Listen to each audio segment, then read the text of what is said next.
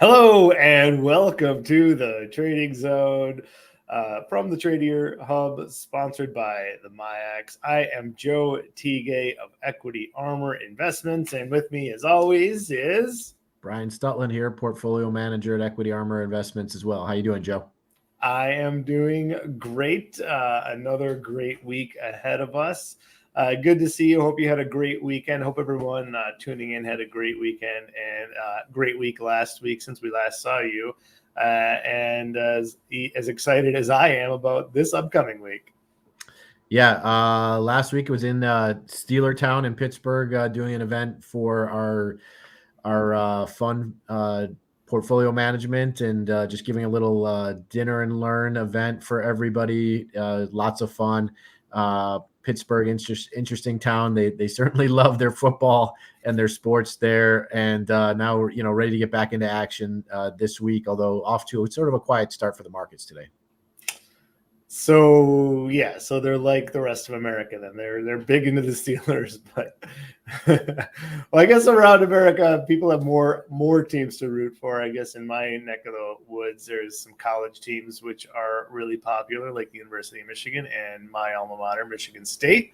But to go with the Lions, which yeah, this is like Lion City right now. This is kind of something I've never seen in my life, but it's been fun. Yeah, there's nothing better than winning, right? To energize everybody, and we've been winning so far in the markets this year with our hedged equity strategies, our separately managed account strategies, and we use this show sort of to bring our insight on the world that we discuss internally as portfolio management teams, and we have a great show on tap. At the end, we always give a trade that we're looking at for the week. Had a lot of success so far with this so far. So, look to bring more of that as we go and launch live our subscription agreement product offering will go live next week. So make sure you tune in to next week's show to get more information about that. Go check out equityarmorinvestments.com. But Joe, what do we got for the show here today? Yeah, I think another great trade for me is what I've lined up. It's something that I'm excited to put on for myself. Let you know if you agree, that's great. If you don't, that's okay too. But yeah, we got a really good show, and let's just jump into it, Brian. We're giving people some time to arrive. Might as well just jump into it. So last week we had, the end of the September month, usually a really tough time for markets, but we did get some fantastic news from China. That is just continuing today. More and more stimulus just being thrown onto their market. That rally has been unreal. It's like 20% in about 4 days, Brian. Yeah, I mean, when you look at even if you wanted to invest in the United States, I like to look at the ETF FXI, the Chinese ETF ADR. Tremendous move to the upside. It really had struggled over the last couple of years, and we kind of had been anti-China in investments with our international, at least my view on international holdings being somewhat underweight in that area. But certainly, the Chinese market is sort of revived again. At least for now. It's shown at times where it's broken out to the upside, and that rally has been short-lived. So we'll see if that can continue. Yeah, we'll see how long it lasts. Exactly right. We've seen these periods for China, like 2008 was a great example where it just had these tremendous short bursts of excitement, short bursts of bull markets, and then just kind of fizzled and went sideways for a long period of time. I'm not convinced that I think the government is not as concerned about capital growth. Is not as concerned about the free capital markets as other parts of the world, which I like to invest in. It's just not for me long term. Maybe short term sets up nice for a trade. Long term doesn't seem right. One of their neighbors. Key competitors in the future having a recent pullback is India. I like that market a lot more long term. Yeah, I mean, well, that stock market also has had a big boom over the last couple of years. So could it be a little bit overbought? Maybe But yeah, longer term, I think you're right, Joe. I rather go with someone that is a supporter of free capital markets, and invest in there for growth in the future. And like you said, I agree. Short term trade, maybe. Long term view, I do like India better. Let's look at what we got going on for this week. It's going to be a big week when it comes to the data for sure. We got jobs report that is going to be crucial, and we also have the manufacturing PMI. I think those are going to be two big economic data points. I'm kind of leaning toward the Fed wants to be aggressive out of the gate. The Fed's going to be pushing towards another 50 basis point cut. We'll see if that materializes, but I'm more in the lean of along the line of thinking that good jobs data, good economic data is going to be good for the market because we're getting the cuts either way. Well, yeah, and every week, really, the jobs report is something. I mean, we've mentioned this before, right? Like, I think October, November, December jobs report that the unemployment is not continuing to tick higher, because that could lead us down a path of very sharp, steep volatility. I think although volatility, I believe, is going higher, the less steep path is the 1990 scenario where unemployment stayed low, GDP continued to grow, and although the Fed was cutting rates, it was helping to actually stimulate the economy, and we'd like to see that. So I think this jobs report is going to be very critical. I think this is why the VIX is trading as high as it is right now, and we'll get into our little volatility section here and talk more about that. Yeah, for sure. But again, we got a question whether or not they're going to be really 0 to 50 basis points worth of cuts coming up at the next meeting. Is there going to be a jobs report? This is the last jobs report before the election, Brian, or is there one more Friday before that Tuesday? I think the election's the 5th. Does that make so the 3rd is Sunday? I think the 1st might be the Friday, so there might not be a jobs report. There will be a jobs report November 1st on Friday before the election. Then we'll have the election. No, if the Friday is the 1st of the month, it's not. It'll be the next week. So there you go. So it'll be no jobs. This is the last jobs report for the election. Can you believe it? Yeah. So okay. So then last chance to cook the books, I guess. Yeah, all of a sudden the numbers will probably come in normalized. I guess November 8th, following the election. Also the day after the election will be the Fed meeting too. So we're going to get the election in November, and then his jobs report and a Fed meeting. There could be, we could find some things out that we didn't really we could have been pretty useful a few days earlier. Yeah. So I mean, this will be one data point we take away from it. But to your point, the volatility has been trading higher. You heard it. The first week in November is going to be action packed. The first full trading week in November is going to be action packed. So this will be a critical month to see where, the market wants to move things. And then we'll get the news event and we'll see where things go. Let's see. We got a question coming in. Thanks everyone for tuning in. Really appreciate it. Always make sure to put your questions out here. We'll highlight them here. A question coming in. How are you prepping for election results, especially as you're sharing that some reports will be post-election? Very, very good question. I would say we're definitely prepping as usual with our volatility protection. We're carefully navigating that. We'll talk about that in just a second, how October is lining up already. It's really high, very steeply bid. That'll come after the October future expires, Brian. But I hear people saying, not to get too into the weeds, but I hear people saying they want to sell out of their stocks if so-and-so wins. If one side wins, I want to go to cash because there's going to be a disaster. And I, as an advisor, I can understand the thought process. I have some sympathy for that, but I can't advise people to do that. It's just the wrong way to look at it. People are saying, people said that in 2020, this is going to be a disaster. People said that in 2016. People said that in 2012. It seems like every election, people are just nervous if their side loses that everything's going to go to HE double hockey sticks. And what usually happens is the market goes higher. Yes, if you want to buy and hold only when one side is in office, then you're going to be way behind. The best result is just to buy and hold. And for me, if there actually is a pullback, if people do decide to sell off of the result, I'll be a buyer on that pullback.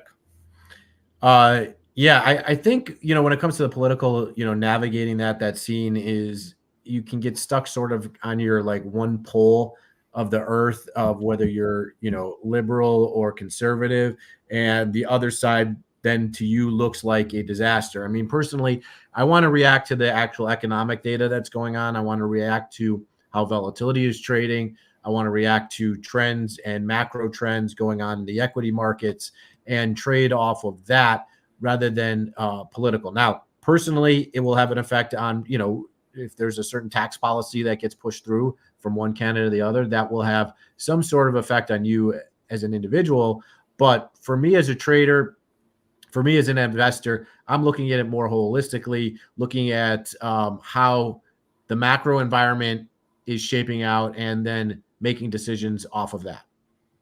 Yeah, but in either case, though, I think volatility is still going to be there no matter what. So let's take a look at the volatility landscape at right now as we sit. So here is something we look at every week. If you're new to watching us, make sure to tune in every Monday, 1 Eastern.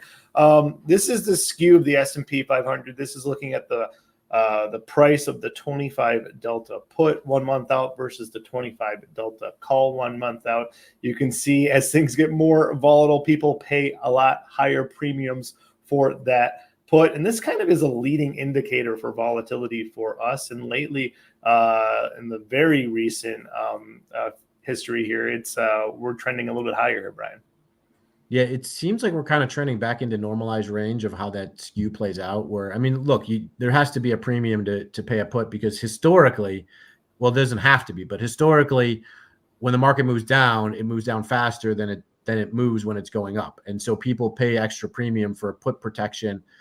People are more worried about their investments that they have in the world, and they pay that extra premium to own those downside puts. And so, yeah, I mean, look at this on the 5-year skew. You look further back. You can see that historically above a 4 to 1 ratio between the value of those puts versus calls, that's sort of normal. So we're getting back into it, but it's also an indicator that, there's this momentum shift that something is coming and people are getting worried about that. And that's why they're pushing puts up in value. Yeah. Again, this is something kind of I've been talking about. I think this is a norm that I think we were in this level here. I think we're shifting out of that. I think we're going back up or above this level. I think that's what I'm expecting for the next few years anyways. It's just elevated volatility. We've just kind of snapped out of that spell. Here's the current VIX futures. I brought this up right off the get-go. Look at this October future, Brian. It is really elevated compared to where the cash is. Yeah, it's unusual on normal circumstances, no doubt. Historically, if we've seen this where the next month future relative to the VIX is higher, and then the back months after that are lower, that is fairly unusual. I mean, just look at it like how that shape of that curve looked 2 months ago. But when we look at it and what we just talked about, I mean, look, that first week in November is going to be lots of news to digest for the market. People are expecting some volatility coming up to that. And the October future, frankly, is tied to November S&P 500 options. So I know that's a little confusing, but that's just how the math works. And so since that October future is going to settle into the value of the VIX, there is some expectations that the VIX is going to rise into those November options and where those are trading. And there's some anticipation that we're just going to see some market movement over the next month. Do you think that after the October expiration, we might get a different shape of this curve? We might have the VIX trading higher, but because the November futures will expire in the middle of the month, well after the election, well after some of it's shaken out, it'll look kind of like this, where you have, the cash higher than the future.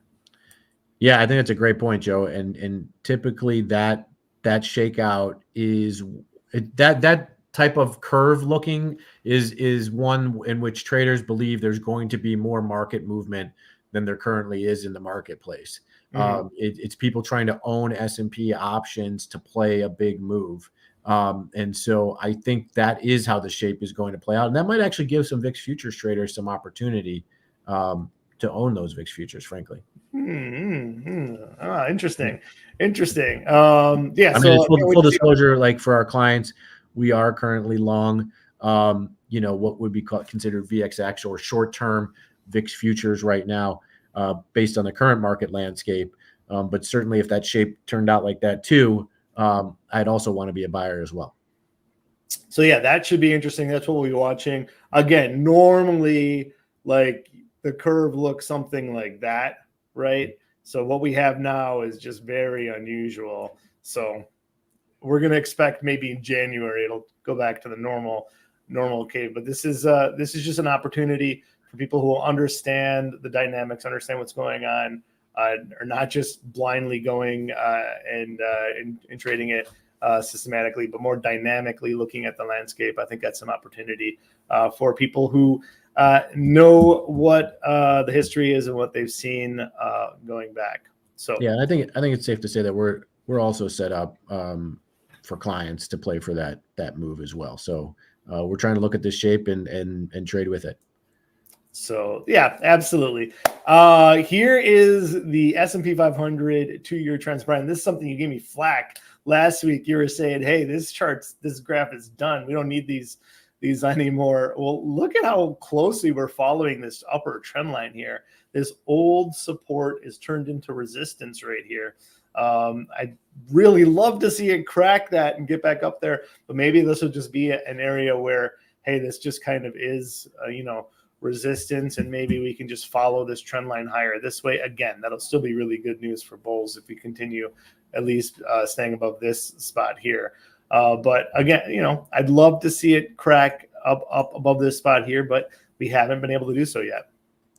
Yeah, it really has been kind of sticky towards that bottom end of the green area channel support, now acting as resistance. So that will be one to watch, and maybe that's where we see the skew. We talked about the skew and volatility calls relative to puts. Maybe call buyers will come back in if we can ever get through it back into that upper green channel, and they'll sort of be this giddy up for the markets to the upside. Yeah. Well, it kind of brings us to the main story basically for the day, which is kind of what I like to see: the broadening out of the semiconductor index, the broadening out of the AI trade. Everybody knows about NVIDIA, Brian. It's been a fantastic company with a fantastic run over the past couple of years, but there are a lot more companies in this index, in this chip world, and there are a lot more companies that are participating in this AI race. These data centers are vast, they're enormous, and it takes more than an AI chip to make the whole thing work. So here's the chart. We've been talking about this past few weeks. We love this rally. We need these semiconductors to really decisively get above here for this really to be game on for the bulls to get back going. I think that'll also coincide with the S&P 500 getting into that upper green channel too. But I'd love to see that. Love to see things rocking and rolling on all cylinders. And last week, kind of a sneaky earnings came out with Micron Technology. They came out, everyone popped on board. Huge beat and upgrade, and now they're getting upgraded again today. This is a company that I want to look at and watch. Now, they are a memory company, and you think, oh, wow, memory, that's not really AI chips. But in order to make these servers, in order to build this cloud infrastructure, these data centers, these super massive computing power centers, which are taking up all the power in the universe, you need memory. You need to have these components in all these new data centers, and so they're a big part of this. Even though they don't have the super fast AI chip, they do have. They are one of the largest memory producers in the game. So yes, I really do like the recent upgrades. I really do like the recent performance and their guidance. But if you look at them versus NVIDIA, it doesn't look so great, right? So NVIDIA just absolutely owns this market. Everyone knows about NVIDIA. But I kind of just feel like maybe it's played out in NVIDIA. People, they have the huge PE. Everyone knows NVIDIA now. Do they? Is Micron also as well known? Well, here's what it looks like just over the last quarter, Brian, between these companies. So this is NVIDIA is blue, SMH is the goldish orange, whatever you want to call it, and then you have the Micron. It's kind of what I like about it because it does really look to me, Brian, like we have some double bottoms going on here with NVIDIA and the semiconductors and with Micron. But what I love is that they actually were able to make just a little bit of a higher high here. So yeah. I'd love to see them catch back up. There's a lot of room for them to do so. And, by the way, was their all-time high is way up here above 150. So, I think there's potential upside here for Micron. Yeah, this is a stock that we own for clients, that Equity Armor owns for clients. For me, let me give you my personal standpoint on this. There is this web of artificial intelligence companies that are all involved, and it starts the software, right? The Microsoft, ChatGPT or Amazon's cloud or et cetera, Google. All those have the software, right? Then there is the chips that are driving the performance of these AI systems. And I think NVIDIA was one of those names that people just kind of overlooked and didn't realize how much of a player they were going to be in this whole space. And I think they had a massive run up to sort of catch up to everybody that was sort of chugging along in the industry space. And so now you talk about over the last year, where are things trending? I think it has to be looked at as a whole web, from the software to the chip makers to the data storage to even cooling and electricity that goes into it downstream.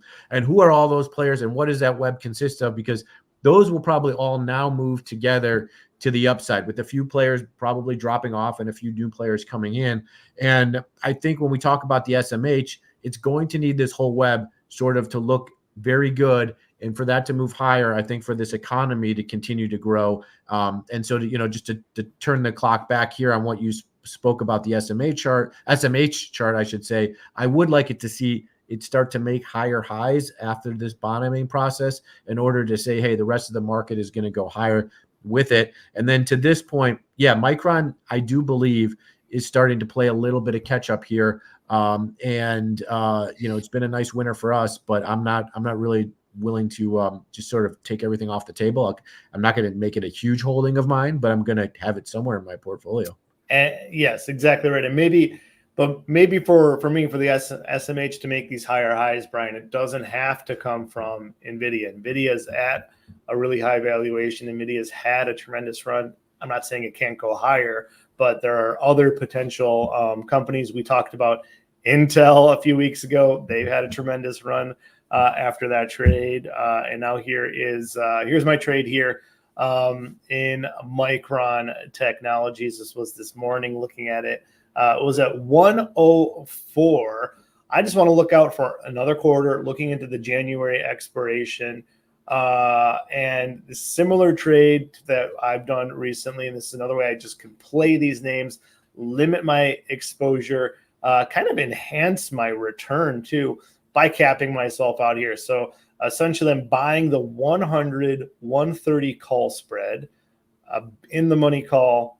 I own it, and I'm selling a 90 put. Now, to put this all on, I actually can collect money. Not only can I collect money, Brian, but I also get to keep most of that capital in cash. So I'm going to be paid twice here. I'm going to get paid some interest on my cash, and I'm going to get paid to sell these two options against my long call. So I'm collecting $1 for 1 quarter. It's basically $4 annualized, basically $90. That's like 4.5% annualized. I'm probably going to earn close to that on the cash I have too. So I'm getting some extra yield just to be sitting here waiting. And by the way, it could drop 10% and I don't lose anything. I still get my yield and my premium here. It's got to drop under 90 and then I'm exposed to the name. Well, I want to own Micron anyways. I'd be very happy to own it under 90. Again,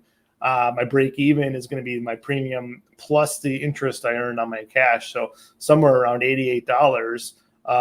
Be very happy to own Micron. And by the way, if it rallies, I'm in it. I'm in it all the way up to 130, Brian.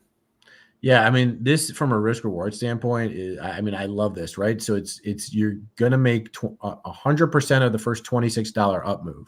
If the stock were to go down $26, right, you're only gonna lose 12. So you're risking less than 50% of the value of a similar down move, and you're getting 100% of the up move. So from a risk reward standpoint, this is fantastic. Then you look at the charts here, and I say to myself, hey, stock broke above 100.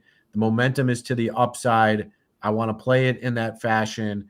And also on top of that, I've almost created like a structured note kind of play on this where I'm collecting like a 9% annualized yield. I know it's not 9% from now until January, but annualized yield on top of that. So I get some income coming into the portfolio. I get to play on the AI and all that. And 130 I think makes sense as a target to sort of probably take a breather before it thinks about moving to all-time highs again. What is that? Probably about a 2/3 retracement from high to low, right? Yeah, I know, but it coincides also with like this previous spot right here. I'm really excited about this this for me. So it's how I'm playing. I'm not recommending anyone else do it like this. If you have your own thoughts about it, let me know. Be happy to talk about it. But here's we got a comment, got a question. Let's see. I'll let you feel this one. With the surge of Micron and semiconductors, how do you hedge yourself against potential geopolitical tensions that could affect global supply chains? Yeah, I mean, we really didn't talk about. We had on the top of the list just Israel being in the news and obviously them expanding their war front, and basically trying to eliminate some of the risk to their country and the problems that they have. I thought it was interesting that Netanyahu basically came out and said, sorry to get off a little bit off the topic, but basically say, hey, we want to be one with the Persian people, and we want to grow economies the same way everybody else does in the world, under a peaceful environment and work with each other. There really is no need for constant war and animosity. So I thought that was like an outreaching hand that he had there. And, in terms of other geopolitical tension, obviously there's China and Taiwan and the risks there. And certainly, how all that plays out. I mean, that's always going to be underpinning. And that's why there is levels of volatility in the marketplace.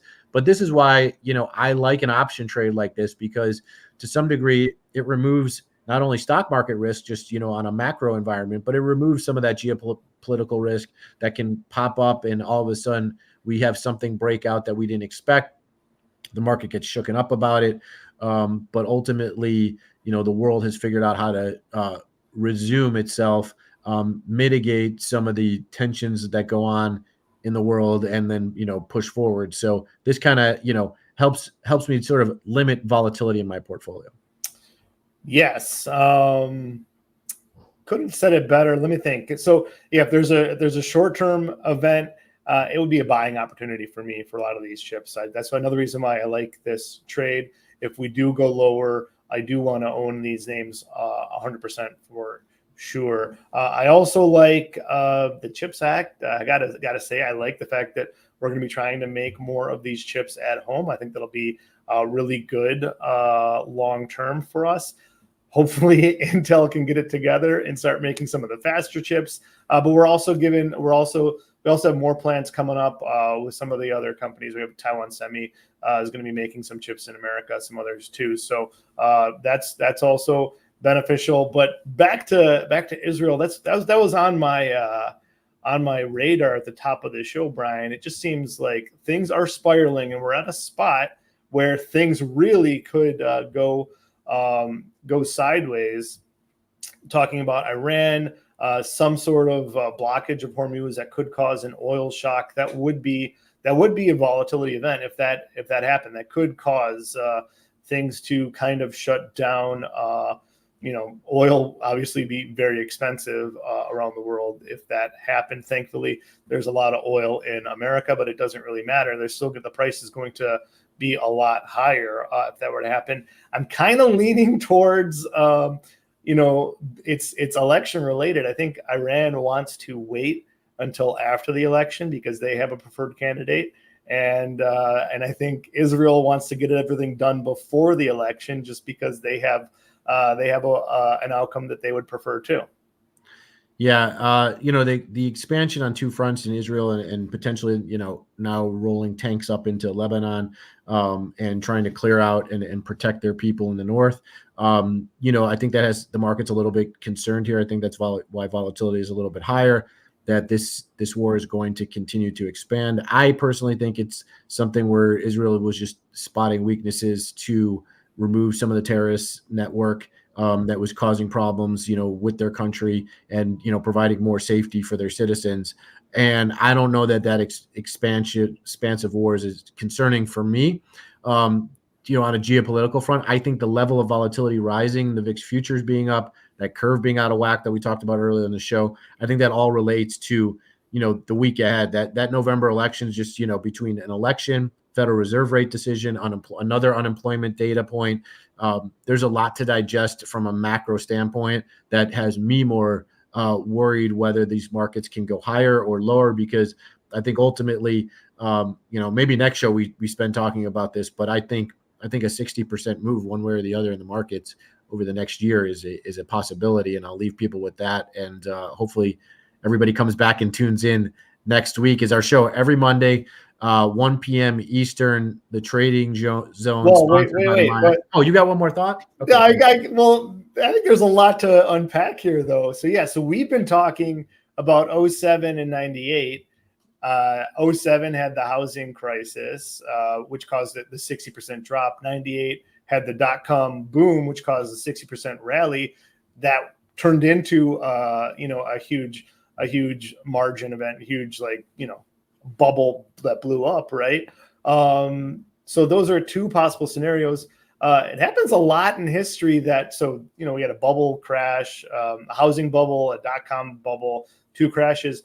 Another scenario happens a lot in history we have not talked about for a while is an oil shock, which causes markets to crash too. So we're kind of hitting all three right now, Brian. I think that is a real concern right now for me, given the level of tensions. I think people, are not really aware of how serious this.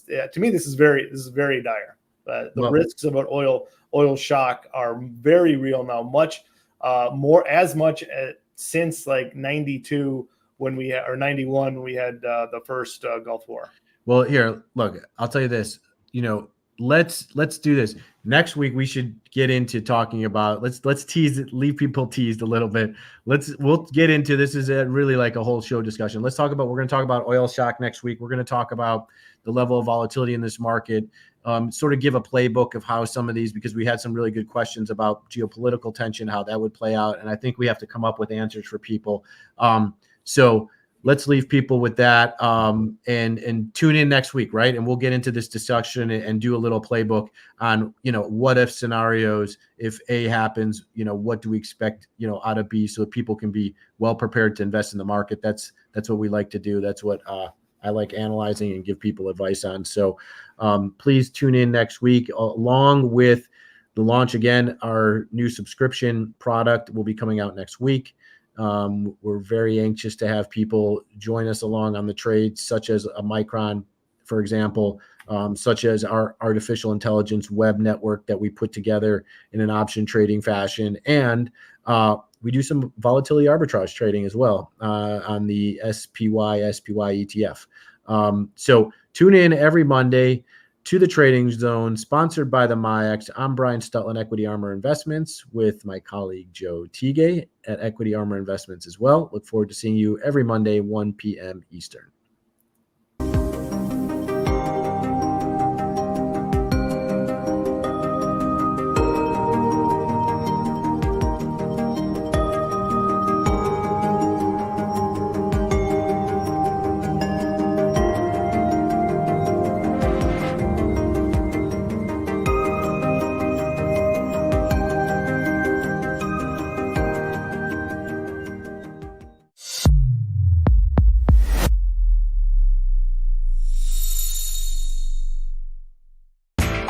You know how the financial world goes. Here comes the buzzkill. Please make sure to take some time to read this boring disclaimer. We will owe you one.